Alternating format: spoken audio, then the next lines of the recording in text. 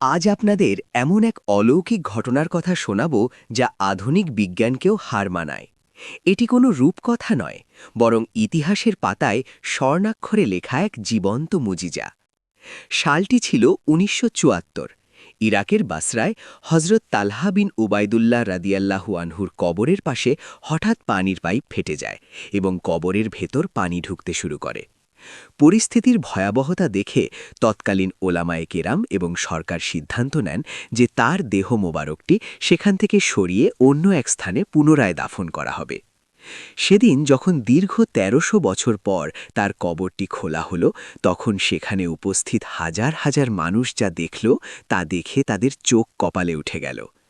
যে মাটিতে দেহ কয়েক বছরেই মিশে যাওয়ার কথা, সেখানে দেখা গেল রাসূল সাল্লাল্লাহু আলাইহি ওয়াসাল্লামের প্রিয় সাহাবী হযরত তালহা ঠিক সেভাবেই শুয়ে আছেন যেভাবে কোনো মানুষ মাত্র কয়েক ঘন্টা আগে ঘুমিয়ে পড়ে।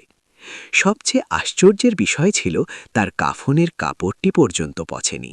এমনকি প্রত্যক্ষদর্শীরা বর্ণনা করেন তার শরীর থেকে তখনও টাটকা রক্ত প্রবাহিত হচ্ছিল এবং চারপাশ এক জান্নাতি সুগন্ধিতে মৌ মৌ করছিল। দীর্ঘ ১৩০০ বছর ধরে মাটি তার শরীরকে স্পর্শ করার সাহস পায়নি।